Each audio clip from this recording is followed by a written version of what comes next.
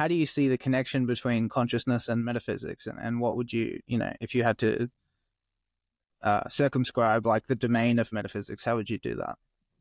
Well, I guess at this point, the way that I think about it is that very obviously consciousness is the one given that you have. You don't even need language or any theoretical construction to be aware of the fact that you're conscious. So, I don't even know if it's like I think, therefore I am. It's just there is something happening would be the base given statement that I think you have. And really all of metaphysics and just about every ontology and every explanation that you can get from that is pretty much just an inference based on your conscious experience. I mean, in some simple sense, solipsism would be the most reductively easy explanation.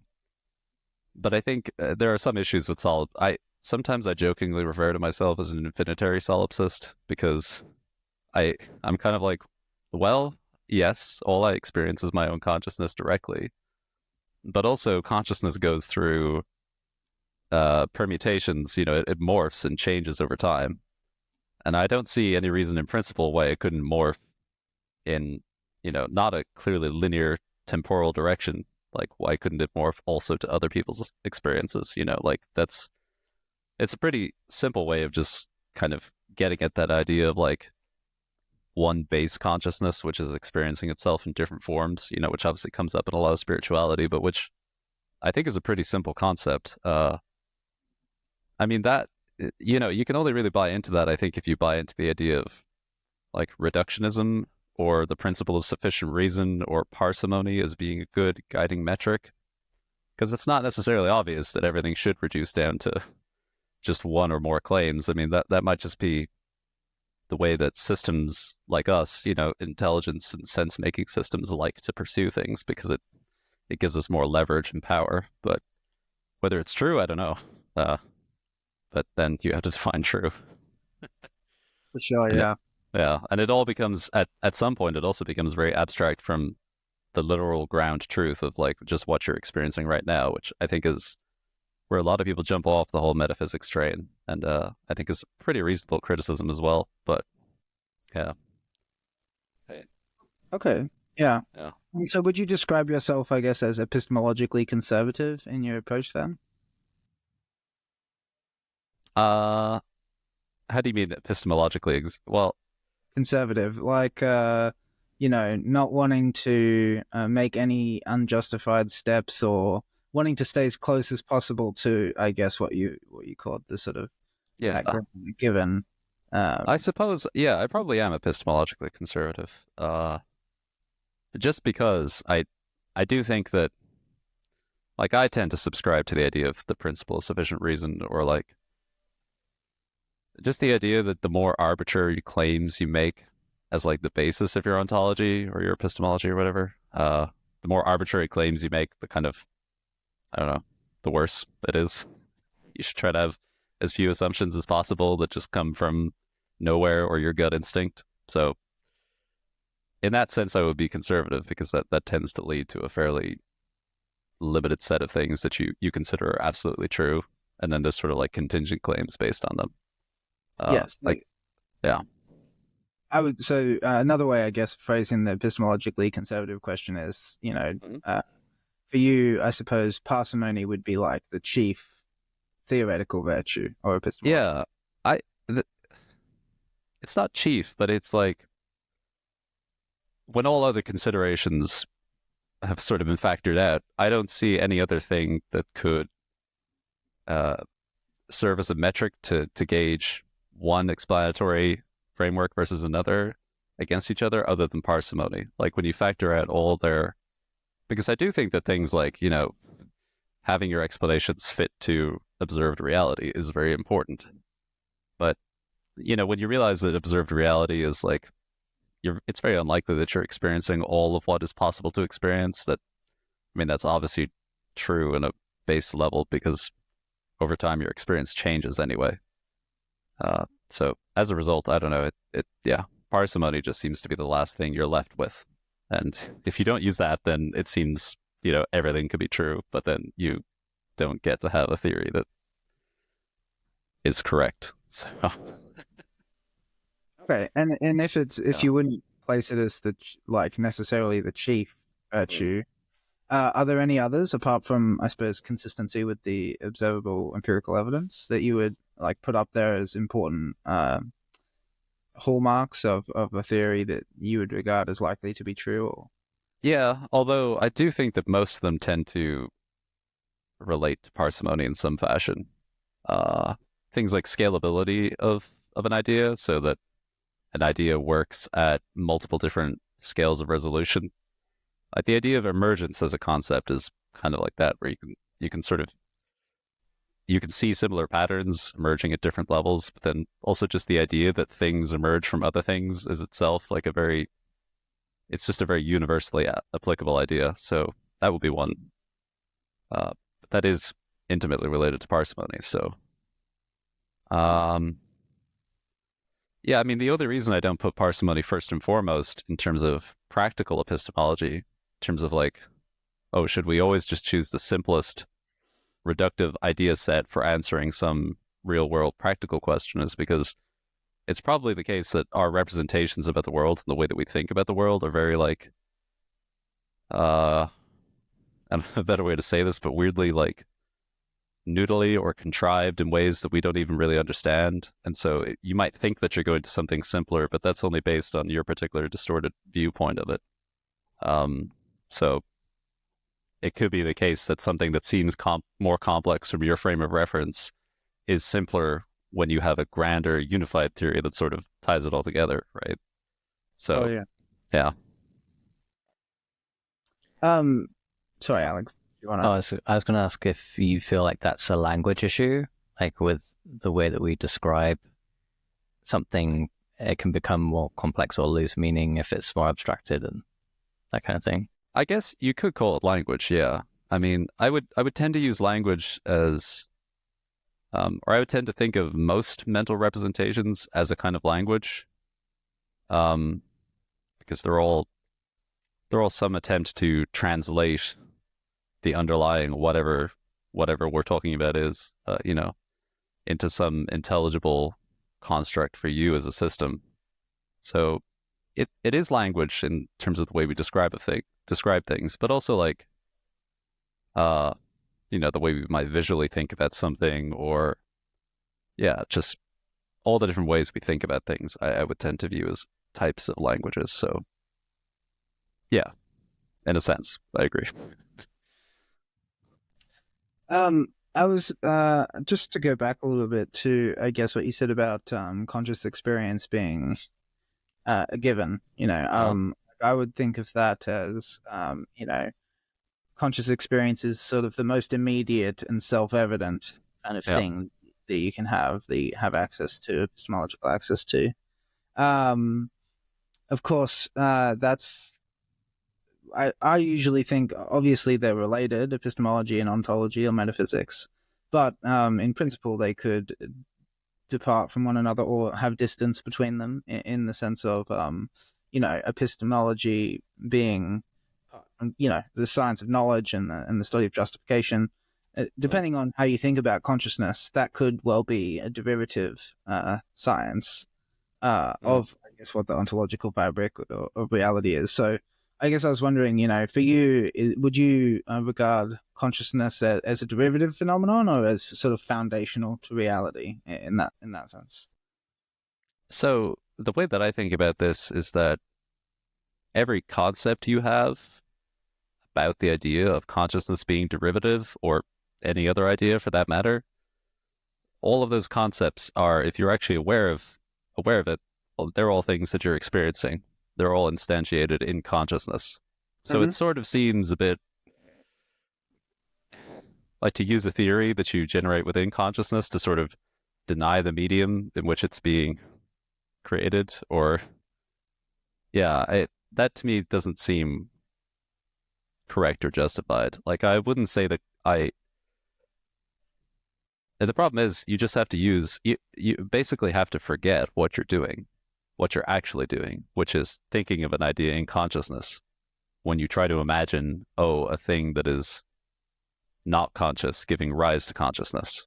Because even that thing that you think is not conscious, like this is part of my issue with the idea of like the unobserved like material world or physical world giving rise to consciousness, is that a very idea of the unobserved material or physical world is itself only a thing that we can imagine in our in observation. Like we have to be consciously accessing that idea in order to, think about it. And in that case, it seems to me to be almost like a self-contradictory idea as a result. It's kind of like the idea of, can you have a triangle that sums to greater than 180 degrees? Well, that's sort of the definition of a triangle is a thing that sums to 180 degrees internally. So it's like, I mean, you really just have to forget the framework in which a thing is being called or instantiated in order to sort of pretend that this abstraction you've created is viable in and of itself. I don't know if that makes sense, but so everything to me tends to come back to consciousness as a result, just because what else could it come back to? I mean, Yeah. yeah. I take a lot of that to be sort of epistemological talk, though. Like, from the frame of reference of a conscious subject, like you can never really get beyond consciousness. So, representations about the world that sort of take consciousness out of the picture, like there's something problematical about that. But what I was looking for, though, is, I guess, a more definitive answer as to whether consciousness is in fact foundational to reality. Like, would you say that's characteristic of your way of thinking, or is it like, do you leave that question as a question mark or something like that? Oh, I mean, in terms of my views, yeah, I do think that way. I suspect that it's probably unknowable, though. Of course, yeah. Like a lot of these things, they're probably unknowable in some deep sense, but that is certainly what I think. And I think that there are good reasons to think that, mostly due to the whole parsimony thing. But yeah, I could see it being the other way. Like it's, Okay, yeah. I think it makes sense to have some intuition about it in that way, because it's like there must be something about how reality is in and of itself that allows for consciousness to exist. And if there's just absolutely nothing about that fundamental that speaks to, like, if we're talking about sort of scale invariance, as you put it, actually, I think you use slightly different words, maybe. yeah, I but put it as that works. scale invariance. Scale invariance is what I have written down, though. So Yeah. I should have said that. Yeah. Yeah, fair. There's like something about how consciousness is working that is mirroring how reality is working, or at least captured in that. And maybe you wouldn't say, maybe the consciousness is more complex in the way that we experience it, in the same way that a body is more or an organ is more complex than the atoms that make up the organ. But there's still a through line all the way up as that scale invariance. So you would characterize yourself, I suppose, as an idealist? Yeah, I think I'm an idealist. Probably closest to something like analytical idealism, although I don't agree with all of Kastrup's arguments. Yeah, that roughly, I don't know, those words somewhat capture the way I tend to think about things. So yeah, I was just about to bring that up because the thing about individual consciousness being sort of dissociations of the mind at large, I think brings to mind that notion of a scale invariant, I guess like a fractal nature, where it's consciousness here and it's also consciousness sort of out there, but there's this sort of disconnect, and the disconnect is described in that framework as dissociation. Yeah. I think it's a very reasonable way to view it. Like, that to me seems like one of the simplest ways to view it, if you take it that solipsism isn't the case. Like, to me, honestly, I justify believing in the independent existence of other minds mostly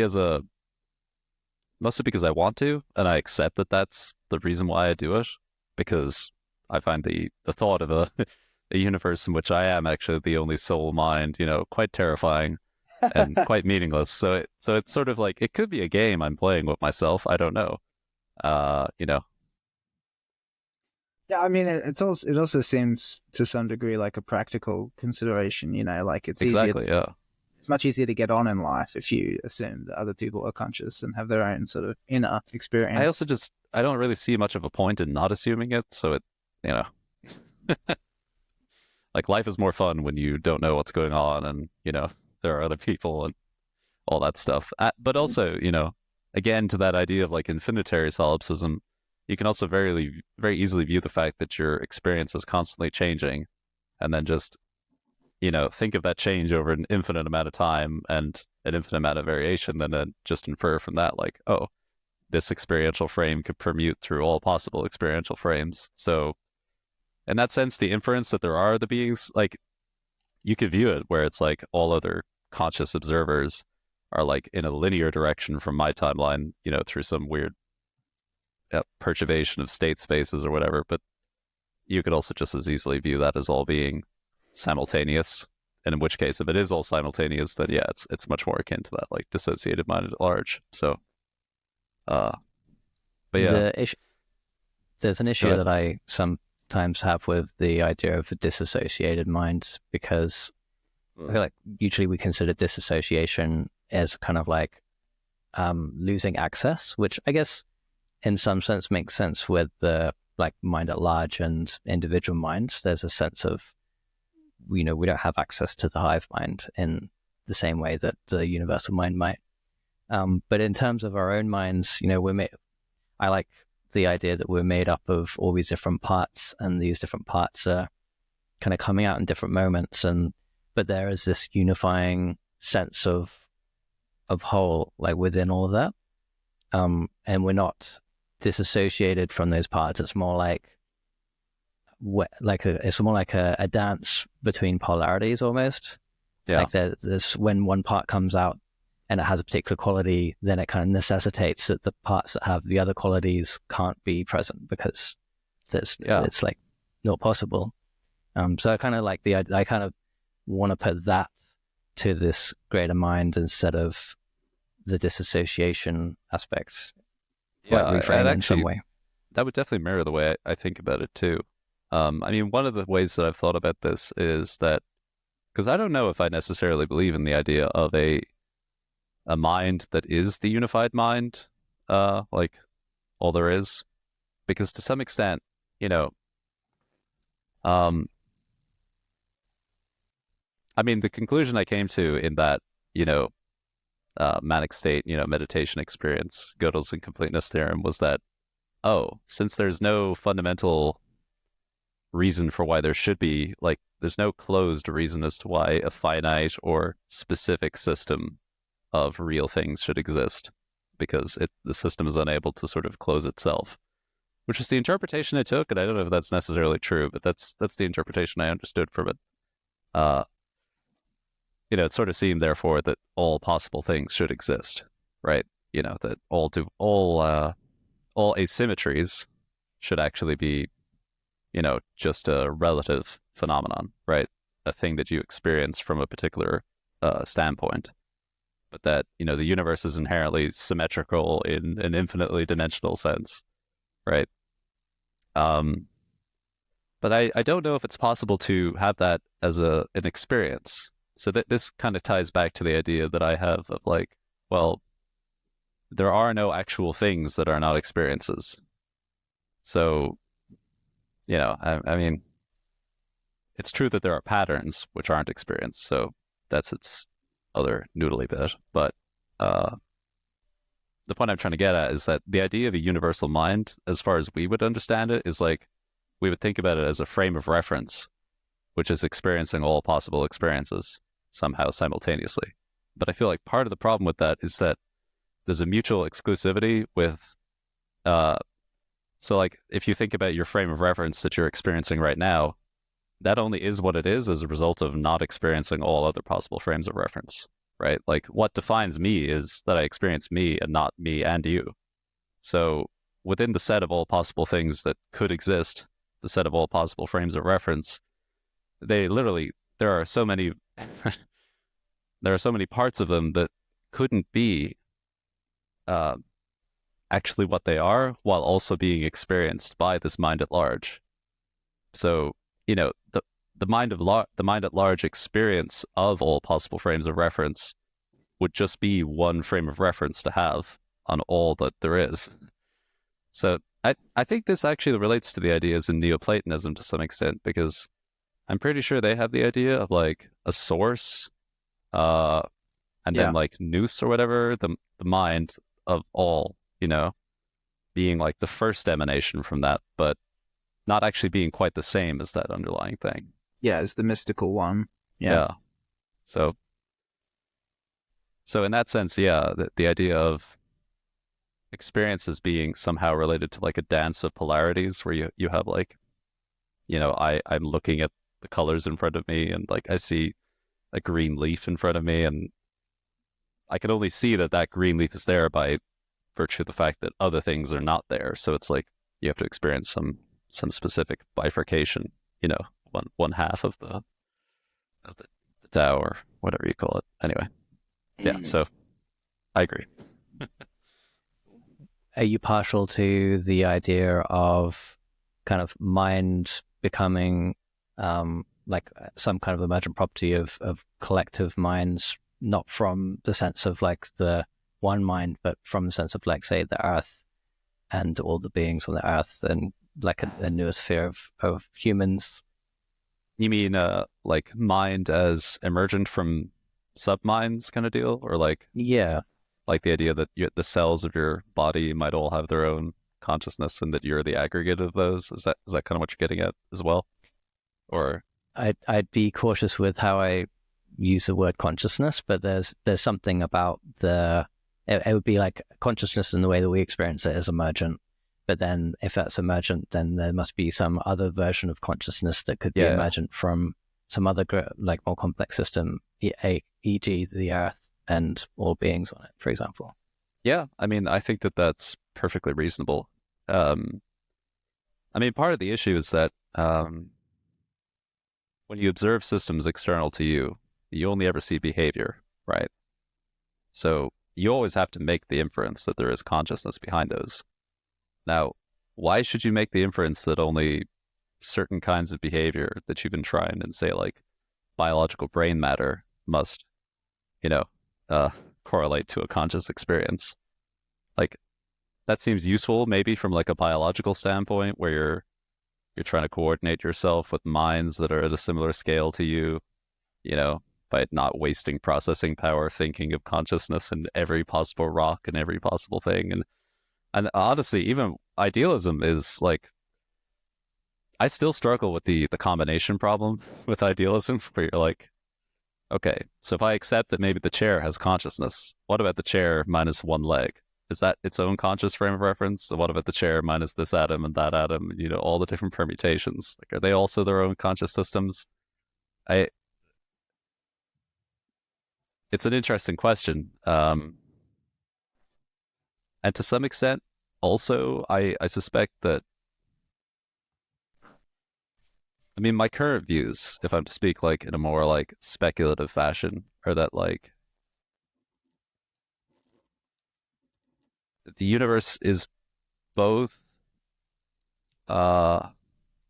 solipsism and like universal mind are true. So it's sort of like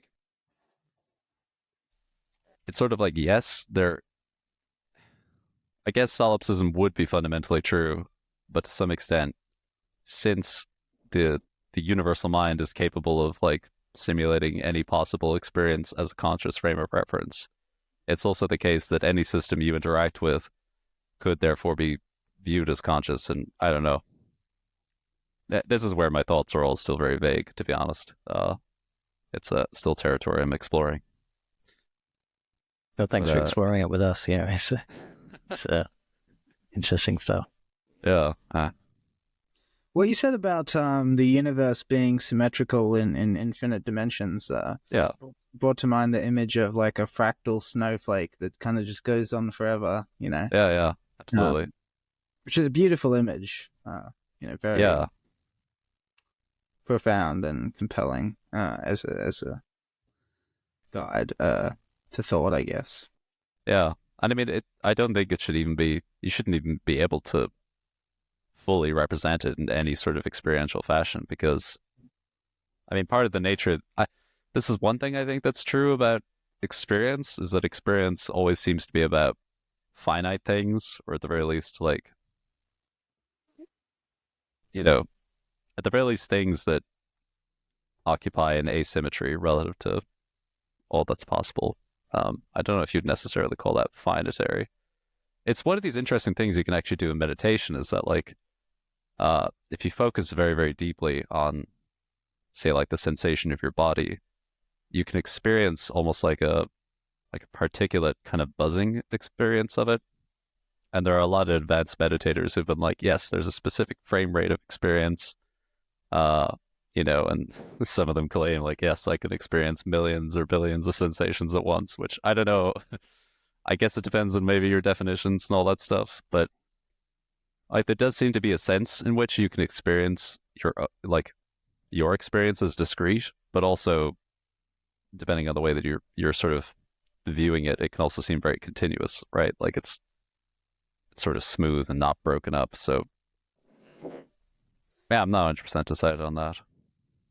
But yeah, there's almost like an infinite number of possible partitions of, between yes. 0 and 1. So if you cut up your experience of your body into enough points, then you could say, oh, I've got a million experiences of my body, whatever. Yeah. Exactly, yeah. Have you practiced Vipassana or any meditation such to explore your body? I have to some extent, like the noting practices and all this stuff. Not as much as I should, honestly. And, it was interesting, actually, after that experience I found meditation much harder to do. So that's been for like the past 3 years. For some reason, meditation has seemed way, way, way harder for me. I don't know if there's some meaning to that. Do you have a hypothesis about why? It's a good question.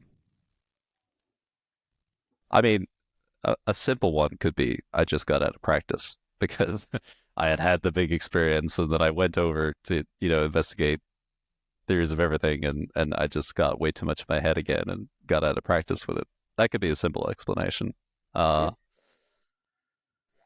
I mean, another one is that, like, there was a motivation inclining me to galvanize my intent to have these very singular focus state experiences, that after I experienced that, like, I had almost found what I was looking for. It became harder to have that. It was more diffuse as a result. So that could be it too. Yeah, it could also be that, when you try, maybe your thoughts naturally return to that, and then that expectation that and that sort of attachment to that experience could serve as a kind of a block for, achieving the kind of dispassionate awareness that you might need to have an experience like that again. Yeah, that's true. And you could also think about it in terms of, like, more mystical stuff, because one of the other things that I'm fairly convinced of is true is, like, reincarnation, or something akin to it. Like, at the very least, since I think consciousness is the root of reality, it doesn't make much sense to me for it just to end or begin when you are born and die. I don't know whether there is a causal connection between one life experience and another, but it also, based on evidence we see in this life. And again, that's another thing where I'm quite content to use wishful thinking. I use something almost akin to, like, I've called it like a modified Pascal's wager, where it's like there are many possible realities you could assume are the case. You could assume, okay, my consciousness ends when I die. Okay, well, if that's the case, then it doesn't particularly matter what I do in this life, because I'm never going to know I was wrong anyway. Okay, it could be the case that, we're in an eternal torturing, suffering pit, and this is a prison planet, and whatever, break out of the Matrix kind of deal. But I mean, if that's the case, then how do you know you're not just in another Matrix? Like, the idea of nested Plato's caves is like a big thing. Like, you go from one experience set to another. Hurrah. So, given that, it's like, I may as well just return to the present and do my thing here. Yeah, and all those, it's like, I don't know if this is actually rational to do, but I kind of think about it in terms of like, well, if I'm playing an infinite game, right? If there is causal connectivity between my current life and whatever I might experience after it, and, therefore what I do now can affect, in some very, very deep future sense what I experience in the future, then it sort of is beholden to me to try to focus on that, because the payoffs are infinite. But that also seems like some kind of fallacy. Um, and also, I think even with that, you still run into the issue of like cosmic nihilism, where it's like, or nihilism, or however people pronounce it, like that even if there is infinite growth and experience to be had, what would be the purpose of having it? Like it has to matter to someone. It has to matter from some frame of reference. And, you know, ultimately, like as well, you can also say, well, my experience means nothing and is irrelevant in the scope of infinite experience. But then if that would be true of all possible experiences that you would have, because there's always infinitely more to have. So I mean, the basic answer is just to come back to the present and to live your life normally anyway, and to accept what is and kind of go with the flow. So, yeah. For some reason, it kind of reminding me of this. It's not D&D, but it's similar to D&D. It's a system of kind of tabletop gaming where the magic system is like whatever the characters believe it to be in some sense. So like voodoo works if you believe in it, and like alchemy works if you believe in it. But then there's some core truth that is the fact that whatever you believe is true. But there's also a skill within the magic system of like, oh, if I know this truth, then I can figure out the best way to do it in some sense. Yeah, that's interesting. I'm actually working on my own tabletop RPG system as well as a world related to that. So the magic system is similar to that. Yeah, I mean, there's a big difference between like the in-world magic that people practice versus the fundamental basis for it, because everyone believes it works some way, in some like discrete fashions, but maybe in a deep sense, it is all just this underlying, you're creating the reality that you think. Yeah, it's interesting because I've talked to some people about this and gotten them to this point, and there was one person I was talking to who was, I think, a little bit mentally unstable, and they ended up having like quite a bad panic attack from it because it was basically like the sensation of, oh God, like, are my own thoughts creating reality? Is any of this real? It was really quite distressing, and actually since then, I've been much more wary about, I don't know, proselytizing this kind of viewpoint because it can be very, very deeply destabilizing. As I mentioned, like after that experience I had from meditation and fasting, I went in like a 2.5 day like manic depressive state. It was very like, I mean, I managed to make it through because I had some very good friends just school me on the basics, just get some water, take a walk outside, that kind of thing, just breathe. But yeah. Which again, I guess you could relate that to the importance of like in spirituality and whatnot, the importance of a community or like a sangha or these different things like to help you stay grounded. Yeah, exactly. Yeah, to not think too much about, oh God, do infinite things exist or am I the only mind in reality or whatever? Yeah. Don't want to fall down the rabbit hole. Yeah. Yeah, I found that that's one of the beautiful things about something like Vipassana is that there is very little kind of metaphysical baggage. It's just like Dharma and the experience or the process. And especially if you're doing a 10-day silent retreat, you've got all your food sorted and all the schedules down, and you're just doing the same thing every day. So you can just really drop all thinking and all distraction and just be with the experience for that period. Yeah, absolutely. Yeah. Not so easy when you get out.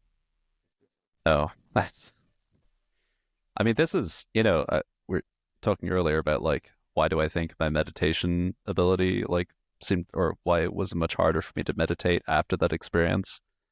I mean, part of my gut feeling is that, you know, if there is some higher intelligence or whatever coordinating this or something, it's like a statement of, hey, you've had this experience, now just make sure you live in the real world. Like, stop this. You've Go had back to enough the to real drink, world, you know? buddy. You've had enough to drink. Yeah. Exactly.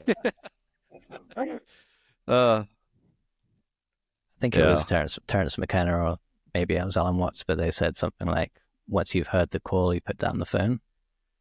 Yeah, no, that's a definitely a good way of putting it. Talking specifically about psychedelics, though. Right, yeah. Interesting character to say something like that, because I think he continued his psychedelic use pretty much up until he died. Terence McKenna. Yeah. Yeah, that's what I'm thinking. Might be it was Alan Watts or Yeah, maybe, yeah. maybe Ramdas or something. Yeah. You mentioned this term a couple of times throughout the talk, Cryo, and noodly. Can you like illuminate that a little bit for us? Like, what Damn it. makes that a good? Like, what does it mean first of all, and what makes that a good? Like, why do you reach for that as a word to describe what you're trying to say? I wish I could. Semantic slide is one of my mental traits, I guess. Things get jumbled up. I don't know. It's just, in what specific context are you asking? Like, Um, I don't know if I had a general way that I was using noodly, other than to mean convoluted and hard to process. Or yeah. But what makes that? What makes noodly? Is it because noodles get tangled up, or what? You know, what I is it suppose, about? yeah, 'Cause it also yeah, kind of, no. noodles are kind of slippery. You know, it's hard to get a get a grip on I mean, them. all of those. It might be a Irish. I know I don't sound very Irish usually, but it might be a phrase that we tend to use. But yeah, the idea basically of like different strings all tangled up together. That would be, I guess, it. Um, Every time you say it, I'm reminded of the flying spaghetti monster. yes, That's my our favorite. Lord and Savior. Exactly. You talked earlier, I guess at the beginning of the talk, about some experiences with synchronicity following the meditation, insight, or illumination, or however you might describe it.